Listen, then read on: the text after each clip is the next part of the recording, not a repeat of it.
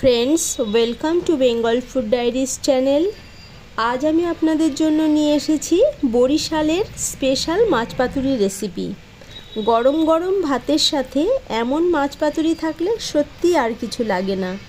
Video শেষ পর্যন্ত দেখবেন, ভালো লাগলে একটা লাইক করবেন, চ্যানেলে নতুন বন্ধু হলে চ্যানেলটিকে সাবস্ক্রাইব করে আমাকে সাপোর্ট করবেন। এখানে আমি 6 পিস সিলভার কাপ মাছ নিয়েছি। আপনারা চাইলে যে কোনো মাছ দিয়ে রান্নাটা করতে পারবেন। মাছ ধুয়ে জল ঝেড়ে নিয়েছি। মাছে দিয়ে দেব নুন, রেড চিলি পাউডার, হলুদ গুঁড়ো, জিরা ও লঙ্কা একসাথে বেটে রেখেছিলাম সেটা দিলাম। দেব রসুন, পেঁয়াজ কুচি, টমেটো, কিছু ধনেপাতা কুচিয়ে রেখেছিলাম সেটা দিয়ে শেষে উপর থেকে সর্ষের তেল ছড়িয়ে সমস্ত সুন্দর করে মাখিয়ে নিতে হবে। একটা প্যান নিয়ে নিয়েছি। প্রথমে কলাপাতা সাজিয়ে দিয়ে তাতে অল্প সর্ষের তেল মাখিয়ে তারপর মাখানো মাছ সাজিয়ে দিতে হবে। ওপর থেকে কিছুটা মশলাও দিয়ে দিলাম।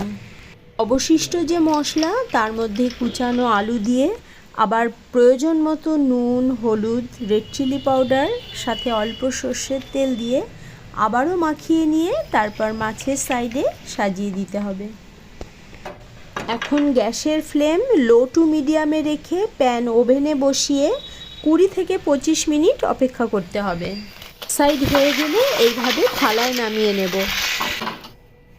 এখন আবারও উপরে কলাপাতা দিয়ে তারপর একটা থালা চাপা দিয়ে এইভাবে উল্টে দিতে হবে। দেখুন এক সাইড কতটা সুন্দর হয়েছে। এবার প্যানে ট্রান্সফার করে 15 মিনিট লো টু মিডিয়াম ফ্লেমে কুক করে নিতে হবে। আমার বরিশালের স্পেশাল মাছ পাতুরি একেবারে রেডি। বরিশালের স্পেশাল মাছ পাতুরি রেসিপি আপনার কাছে কেমন লেগেছে আমাকে কমেন্ট করে জানাবেন, সাথে লাইক, শেয়ার, সাবস্ক্রাইব করবেন। আবার দেখা হবে নেক্সট পর্বে। ভালো থাকবেন, সাথে থাকবেন।